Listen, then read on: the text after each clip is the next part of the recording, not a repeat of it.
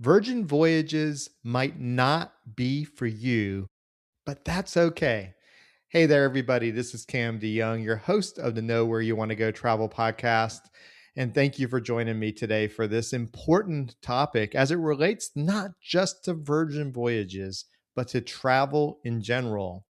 This typically starts at a water cooler at work when someone's come back from vacation, or maybe at a family gathering, or at a social event where you hear somebody talking about their vacation.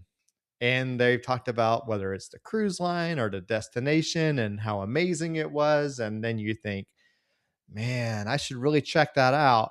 You go home and talk about it. And the next thing you know, you've either booked direct or you've gone to a travel agent that will book whatever comes to them. And then there's a problem because then you take the vacation and you come back and you say, oh my goodness, that was not the experience they were talking about at work. And that was definitely not the experience that Aunt Sally was talking about having, while it was the experience that they were talking about having, because for them it was great, but for you it was not. So, diving into this on a Virgin Voyages perspective, nothing kind of catches me off more than someone coming to me and saying, hey, I was told about Virgin Voyages by a friend and I want to check it out. Well, when you're looking at something that can cost anywhere from three to upwards of 10, 15, $20,000, depending on the cabin type, whether it's a suite, whether it's, sea terrace. I don't know that many of us want to check something out for that amount of money. And I've learned in my time doing this that no, indeed, they don't want to, because when they do just check it out and they have a bad time, they've seen where that goes. And that's not a good thing. So we integrated, or implemented rather, some time ago, a perfect cruise quiz, and it was quickly copied, which thank you so much. It's imitation is the best form of flattery. So what do you do when you're copied? You just make what you have even better, to a point where people won't copy you anymore. And we've done that, but we wanted to have recommendations that would at least shift the conversation about Virgin. At first, it was we want people to come back with Virgin as a choice, but we want them to better understand what Virgin Voyages is about. You know the basics. It's no kids, adults only, no buffets, the food's included, et cetera, et cetera. But then you have to get deeper into that, like the entertainment, what kind of content you're interested in, what kind of food you like, and so on and so forth. So we would do that, and we would still find a little bit of apprehensive nature coming back from these Virgin adventures. My goal is always to have a 10 out of 10 score for Cam's on Travel. But further than that, I want Virgin Voyages to be a 10 out of 10 or a 5 out of 5 as it is on our surveying.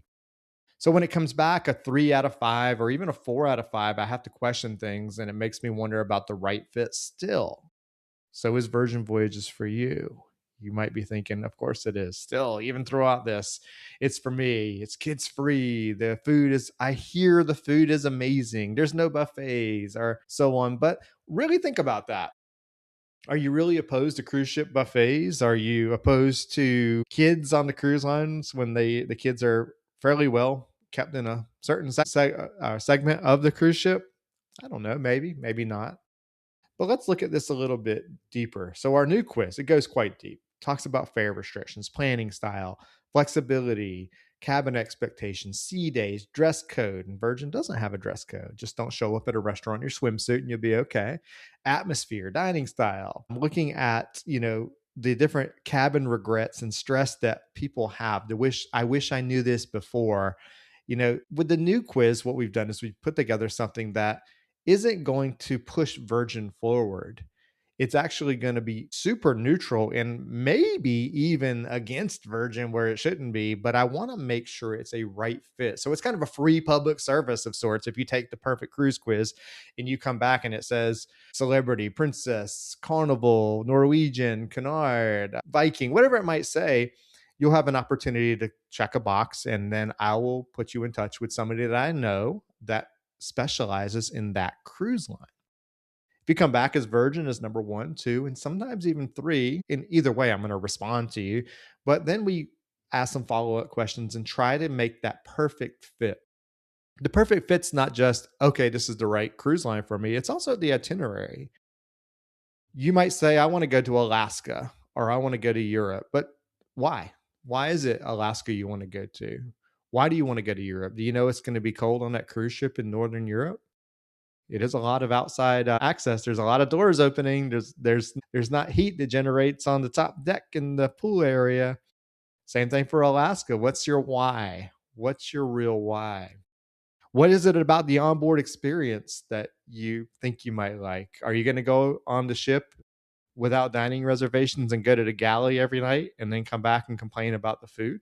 That happens a lot.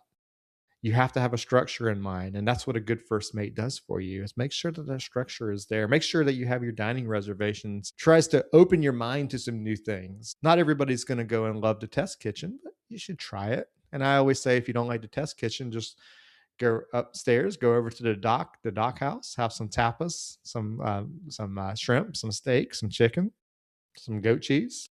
Go to the pizza place, have a pizza, or go up to the galley. If you don't like the test kitchen, you'll find something that'll be good there too. But it doesn't mean it's a good fit either way. We don't want you running around the cruise ship looking for something good to eat. But there's also an opportunity to not like Virgin when it comes to entertainment. The entertainment's mixed. There's some amazing entertainment. The entertainers are amazing, but it's not Broadway style. These are not huge productions that come on board like other cruise lines do. The Royal Caribbeans, the Celebrities, the Carnivals, Princess, they hire third-party firms to develop their to come on board and to do these presentations. And you'll see headline acts in some cases. You'll recognize maybe the comedian, or sometimes on Virgin you will too recognize some of the faces, but a lot of the times you won't. And it's going to be a different style, and it might not be for you. I always say keep an open mind. Go in. If you like it, great. If you don't, walk out. That's okay. People walk out and go find something else. But what I also find are sailors that say, okay, well, I went on the ship and it was way too loud for me. There's too much going on. And that was a miss on my part in many cases, or in many ways, because I didn't say, well, okay, during that time, well, when something's going on deck 7 or deck 6 or what have you, go to deck 15, because then there might be some clarity there, some open air, some lack of sounds. But even so, people then want something to be going on up there. So you have to really understand the whole enigma of the cruise ship and what's going on there for it to be a good experience.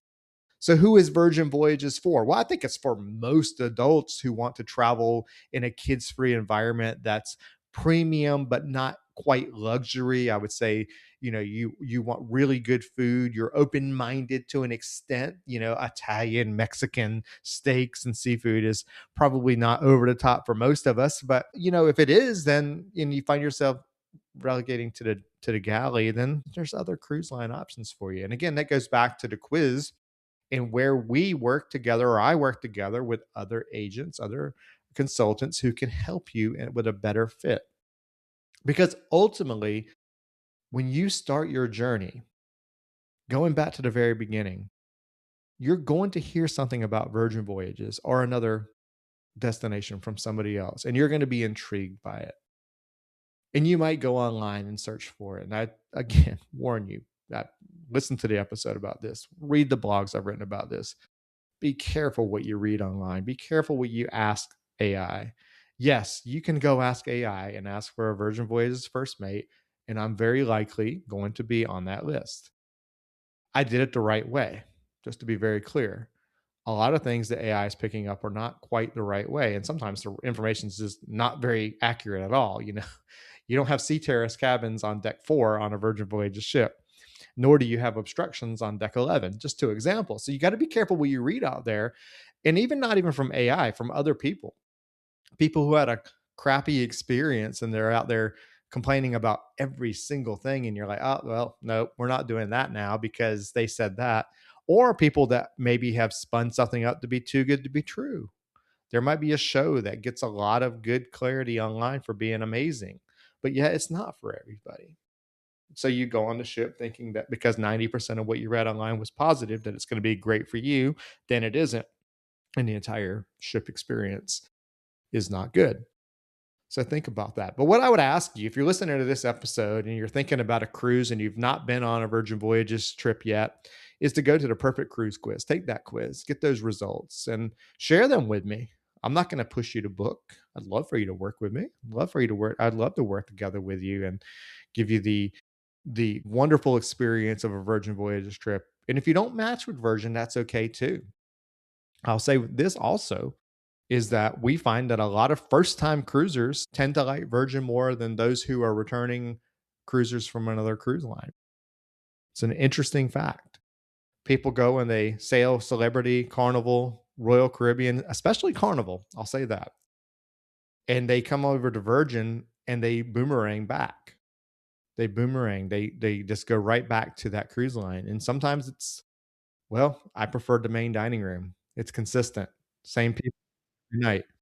Sometimes it's the buffet. Yes, the buffet. It's amazing. It's like, yeah, I just liked it. I just go to the buffet, grab something and go. I mean, that's okay. But those are things that we as travel advisors, if you're a travel advisor listening to this podcast, we have to get better at too. That doesn't pain me in the sense of, gosh, that client was wrong. That pains me in the sense that I got it wrong. But what I'm learning through this is if you're a first time cruiser, going back to you being a sailor, if you're listening to this, if you're a first time cruiser, you very well might love Virgin Voyages. If you're a returning cruiser who's cruised another cruise line, you might still love Virgin Voyages, but you need to understand the fit for it first. So take a look at that Perfect Cruise Quiz. So I'm going to wrap on that for this episode. Just think through these things. Just because the family came back crowing about their Virgin Voyages experience, just because the water cooler crowd is talking about how much fun it was to be on board a ship without kids, think about the people that talked about the experience in Alaska and how they got off the ship and got to go to the glaciers and watch the dog sledding, which hasn't happened yet as of this episode. So that's coming soon on Virgin Voyages, the Alaska trips. But just because they said they love it doesn't mean that you're going to love it. Just because someone loves Persephone on board, which I would wager to say most people will love it, that doesn't mean that you're not in the 5%, whatever that percentage might be, that doesn't like it. But it doesn't mean it should destroy your voyage either. But if you don't like it and you don't like shows of that kind, you very well might not like Virgin Voyages at all. So think about that. So thank you so much for listening. This is so important to me to express these views on this podcast because I think it's important for you to not be led down the road of making the wrong decision on your first or next Virgin Voyages trip. I want you to find that right fit, whether it's working with a first mate like myself, or whether it's working with somebody else who might be a better fit for the trip that you're looking for. And who knows, maybe it's not a cruise at all. That's important to know too. Is cruising for you? If it's not, there's so many opportunities to see the world.